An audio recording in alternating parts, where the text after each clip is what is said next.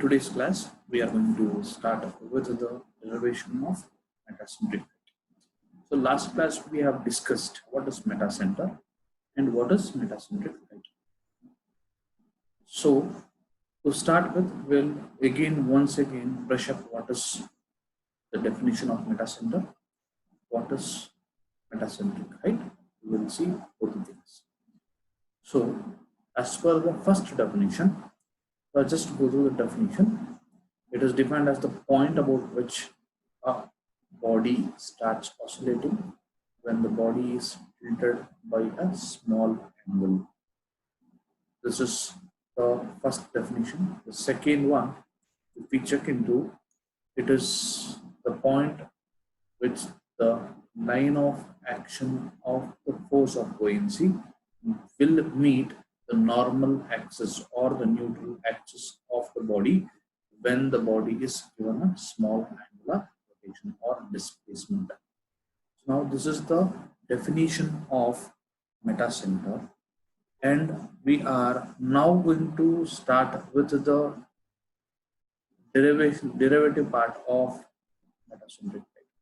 In other words, we can say metacentric height is defined as the distance between the center of gravity and the metacenter. It is the distance measured between the center of gravity of the object and the point of intersection of the buoyant force to the neutral axis. That distance, whatever we have got, that distance is called metacentric height. We are going to obtain an expression for metacentric height. We'll consider a small rectangular object. So we have taken a rectangular object. This, whatever the diagram that I have constructed, if you observe, this is the rectangular object. It is a front view of the object, and whatever is the longer rectangle, it is a top view of the object, and the dimension, the length of the object is L meter. This is seen only in the top view. And now if you observe this particular object, whatever we have got, a rectangular object's front view, we can observe that a small thin line that is drawn, this is the level of water, and this object, that is object, we have mentioned with a dark line, and the line that represents AOB, it is nothing but the point or line below which the object is in water or in fluid, and above this particular line AOB, above this line it is exposed to atmosphere. Okay. Now what we are going to do is, this is the position of the object when the object is not displaced, or in other words, this is the position of the object when the object is in equilibrium state. First of all, we'll observe the object's center of gravity and center of buoyancy in the neutral state. So now we know that the object, this is the object, that is the rectangular object. The position of the object, the position of the center of gravity will be exactly at the center of this particular face. The center of gravity will be exactly at the geometric center. That is, when you draw a diagonal, the point of intersection of both the diagonals will give me the center of gravity. Now, the same object, when I immerse it in the water, what will happen? As per the previous discussion, the object will be inside the water. The fluid will be applying an upward force on the object. Usually, because of the self weight, the object will be pulled in the downward direction, or will be subjected to a downward direction force. That downward direction force will be acting at the center of gravity always. But now, when the object is immersed in a fluid, either it is fully immersed or partially immersed, what will happen is, you will be having an upward force that is exerted by the fluid on the object.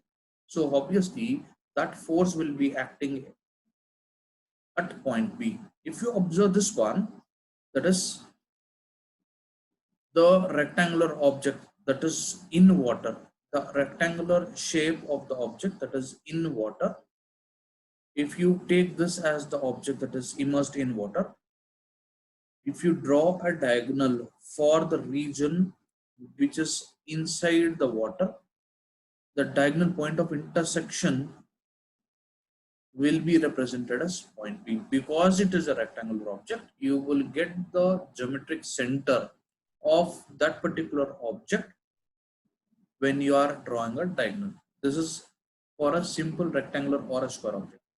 Each different shape will have a different location of center of gravity and center of buoyancy. It all depends upon the geometry that we are going to select. So for making the concept easy, making it comfortable, that is the reason what we do is we will go for a small rectangular object. So now we are going to consider this one as the neutral position, stable position or neutral position. Now what we will do is, in the neutral position, the center of buoyancy will be acting at this particular point. We will refer this line, whatever the line that we have got that is containing center of gravity and center of buoyancy, that center line as the neutral line or neutral axis or normal line. We can represent it in any way. Now what we do is we just rotate the given object in the clockwise direction. This rotation of the object is shown in this particular figure. This is the second figure that we have got. Now when we rotate the object, see, initially this was the neutral line that we had. Now because of the rotation, what is happening, we just try to analyze.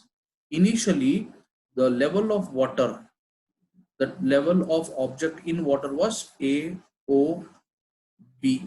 So this was the level of water. So now because of the angular rotation in the clockwise direction, what is happening to the object? The right side portion of the object is getting immersed in the water to the greater extent, and at the same time, what is happening to the left side portion? The left side portion starts raising onto the top. So this is coming, or this is coming into the air, and the right side portion, it is getting into the water. If you observe this profile, so that is initial level, it was initial water level was AOB. Now because of the angular rotation, the level of water, that is the level of object that is immersed in water will be, new level will be A dash O B dash. So if you observe this one, this is the new level of water that is formed. So if you carefully observe, this will be forming a wedge shaped geometry. So it is almost a wedge shaped geometry. And now I'm going to make it into a bigger scale to analyze it properly. The bigger scale or enlarged view of the wedge shape is being represented below. Now, before going to the enlarged view, what we will do is we will analyze what is the thing that is happening when you are rotating the object in the clockwise direction. So now, because of this particular shifting of force, we got the metacenter. Now, if we consider this one in the enlarged view, this is the object that is immersed in the water. This is the portion that is immersed in the water. So if we are constructing, we are taking separately this particular as an object. Now this region is completely immersed in water. So obviously this object will be encountering an upward force, that is buoyant force. This buoyant force will be acting on the object at a distance x from the center line. So this is the center. So this one, at this particular upward force, here we are going to concentrate only for this particular object. So it is represented as F1. So here he has clearly mentioned the positive F1. Positive F1 means the force is acting in the upward direction, that is positive of y direction. So obviously Now if you see, that is the reason this side the object will make the this force will make the object to rotate it in the anti-clockwise direction. So you have given a clockwise rotation, but what will happen because of the buoyant force that is acting at the particular point x from the center, this makes the object to rotate back or come back in the anti-clockwise direction. Now we will see the other one, the left side portion. Here, what will happen is, here the force, that is buoyant force, will be acting at same x distance from the center. But the direction of a force that is going to act on this particular wedge shape is negative of y direction. Why? In the sense, here the object is in the atmosphere. Here in this case, on the right side region, the object is fully completely immersed in water. That is the reason the fluid will apply a force in the upward direction, which will make the object to rotate in the anti-clockwise direction. Similarly, if you observe properly, there are two forces. The magnitude of force that is applied on the left side region is same, F1 and F1. But if you observe the directions are positive and negative of y direction. So this two equal and opposite direction forces that will constitute a couple. Now, if we consider, see here, we came to know that the buoyant force will be acting at a distance x from the center. In the top view, it is clearly shown, this is y indicates the center of the object, and at a distance x from the center, if you see, there you will get a small strip. This strip indicates the thickness of the region or element that you have considered at which the buoyant force will be acting. Similarly, on the other side also, you will be having another strip. So on the left side of your object, this is at a distance x from the center, you will be having one more strip, but we are not going to consider. One region, if you consider, that is more than enough to understand ourselves. So with this basic knowledge, we will step into the derivation of the metacentric. First one, as we were discussing something about the couple, see here, previous case I have just mentioned, there are two forces which are equal, which are acting in the opposite directions, that will constitute a couple. So here I'll consider that one couple due to wedges. Consider, we are going to consider only the right side portion of the wedge. What is tan theta? Tan theta is nothing but opposite side by adjacent side. And opposite side is nothing but height of the wedge, and adjacent side is nothing but the distance x. So what I'm going to do is, I'm going to consider only this much portion of the triangle that is formed so far. Okay, so this is the height of the object. So this is the theta angle that has been made at the center, and this is the height of the triangle or wedge object that is got, and this distance is x. So what I do is, I'll just consider only till the point where the buoyant force is acting. That point only I'm going to consider. So triangle that is formed till the point of application of buoyant force. Now, after considering the triangle, I will find out few things which are required for my derivation part. Okay, so here tan theta is nothing but opposite side. This is theta, opposite side divided by adjacent side. So opposite side is nothing but height of the triangle, and adjacent side is nothing but the base of the triangle, that is x. This is what we are substituting here. So height of the wedge divided by x. So now for a very small angle, here when you are rotating the object, when you are giving a small angular rotation, this angular rotation, whatever you are creating, whatever the angle that has been created on the top, the same angle will be reflected here also. Okay, so now This angle, whatever is formed, is very, very small, and that is the reason instead of considering tan theta, we will just replace tan theta as theta only.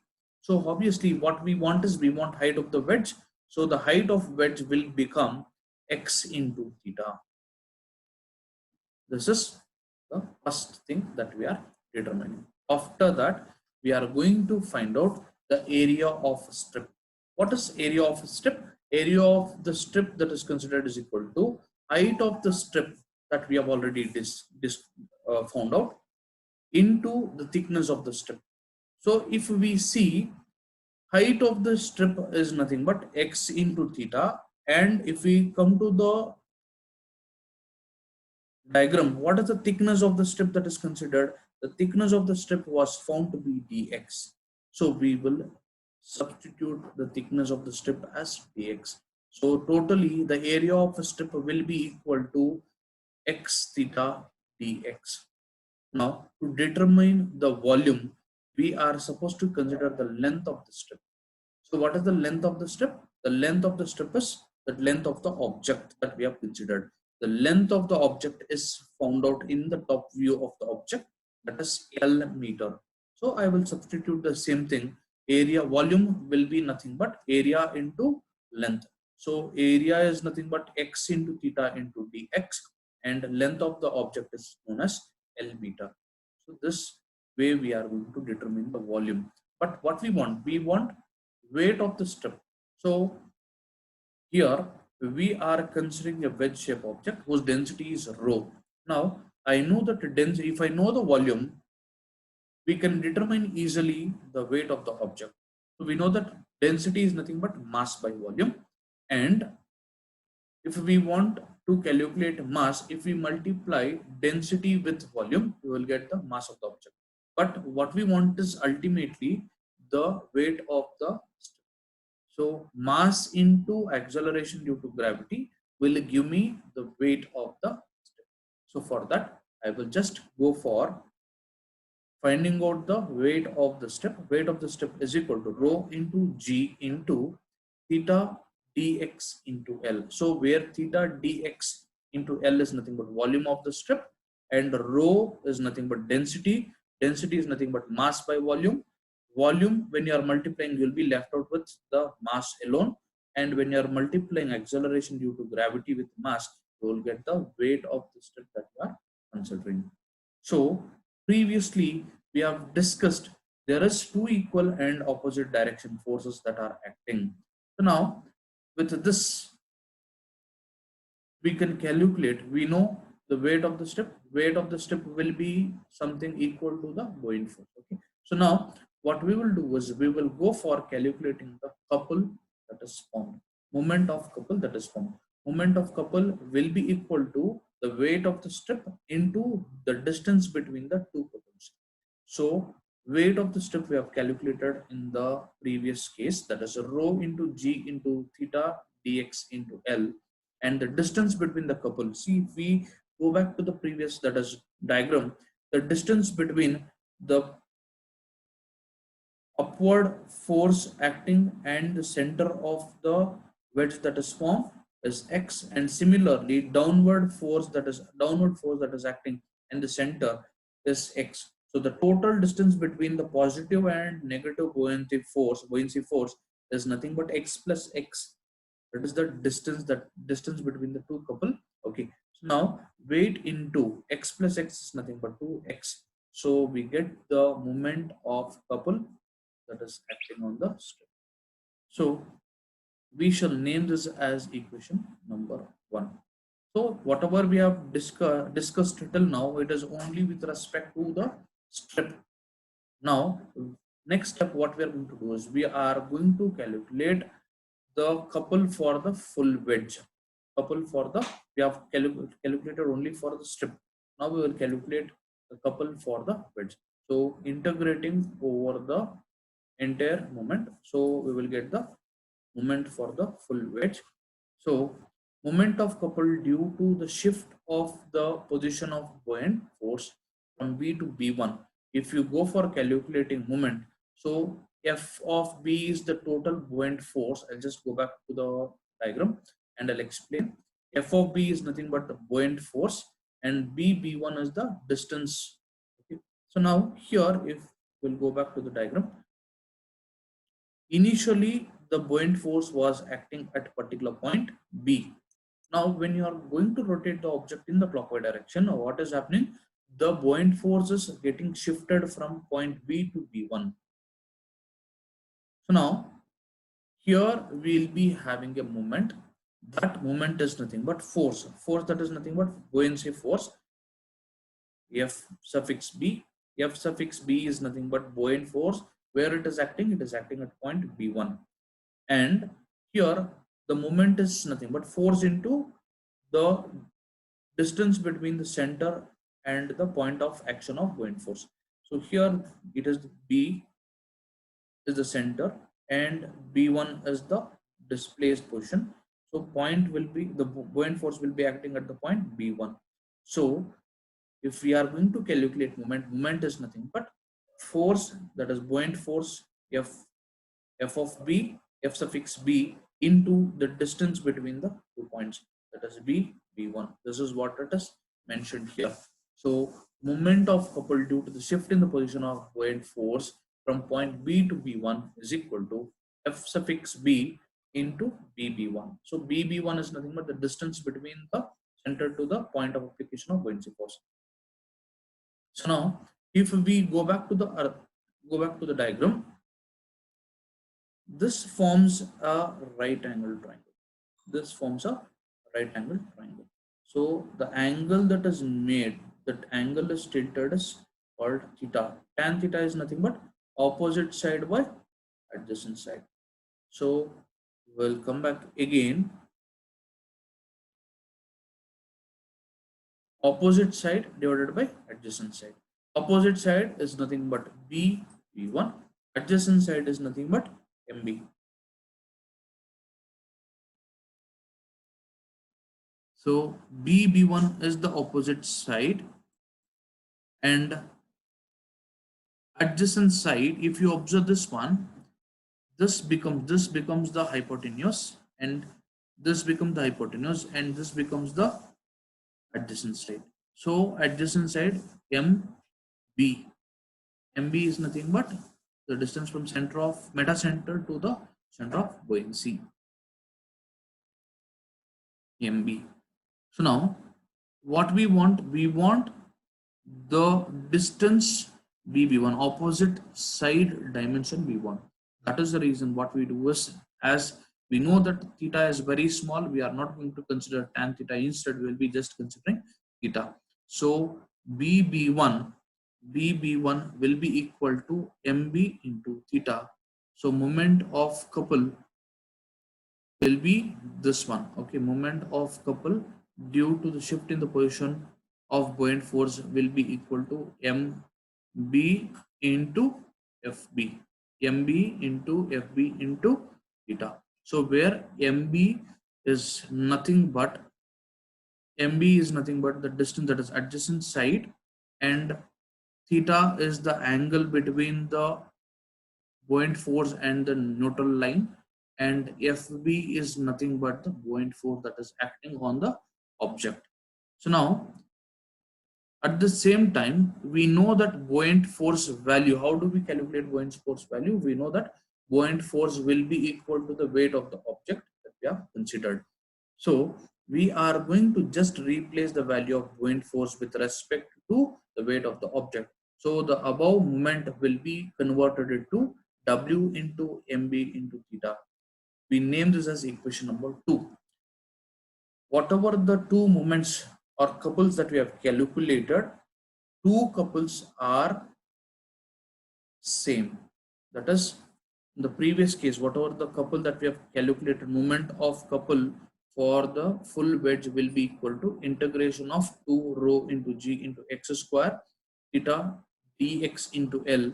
This is the equation number 1 that is for the wedge shape object, full wedge shape object. Now what we do is, because of the shift in this particular position of buoyancy, there will be a formation of couple. Moment will be formed. That moment, both are moments. It is only with respect to the same object, this object. So obviously, which means that both the couples are one and the same. Keeping this in mind, we are going to equate, that is equation 1 and equation 2. So W into MB into theta will be equal to integration 2 rho into G into x square theta dx into L. If we observe in the above equation, we have got theta, theta, we will just cancel the thetas on both the sides. And at the same time, if we observe the entire equation, what we can conclude is there are few constants. So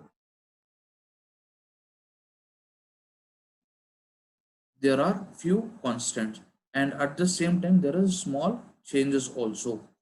So first we will go with the changes that has to be made. So x dx is nothing but the width of the element that we have considered, and into L. L is nothing but the length of the entire object. So the product of width and breadth will give me the area of cross section of the element that we are considering. So we will just replace this particular thing.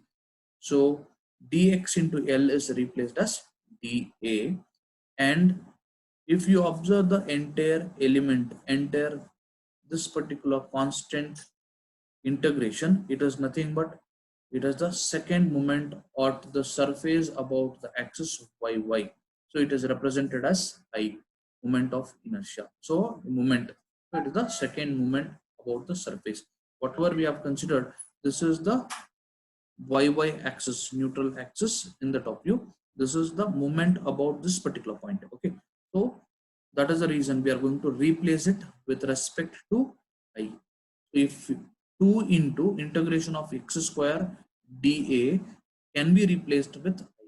So the equation, the above equation changes to W into MB, that will be equal to rho into G into I. So here rho into G will remain same, theta theta will get cancelled. 2 into integration of x square dA, that is nothing but I, moment about the surface about the axis yy, that is nothing but I. I just replaced it with respect to the particular definition as I.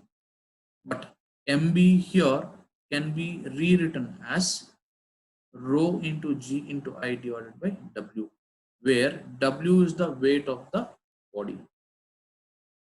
Weight of the body is nothing but weight of the fluid that is displaced. Now, what we are going to do is we are going to calculate what is the weight of the fluid that has been displaced. Weight of the fluid can be represented as rho into G into volume of the object submerged in the fluid. So MB can also be written as MB is equal to rho into G into Li divided by rho into G into V, where V is the volume of the object that is immersed in the fluid. Okay, so volume of the object that is immersed in the fluid, or volume of the body submerged in the fluid, both are one and the same. So now here if you observe the terms, it is rho G and rho G is common in both numerator and denominator, and this particular equation changes to MB changes to I divided by V. But MB can also be written as, if we go back to the diagram, MB, what can we write? MB can be written as mg plus gb. Mg plus gb. Mg is nothing but the distance between the meta center and the center of gravity, and gb is the distance between center of gravity and the center of buoyancy.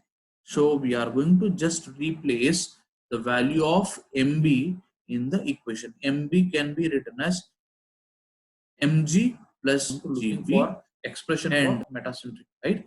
So mg is equal to mb minus gb. So now we are going to replace this particular term in the equation. But mb value we know. What is mb value? mb value is nothing but I by v. So I will just replace the value of mb in the above equation So I get the value for metacentric height. Metacentric height Gm will be equal to Mb minus Gb. Mb value is I by V minus Gb. This is nothing but the condition or the equation to determine metacentric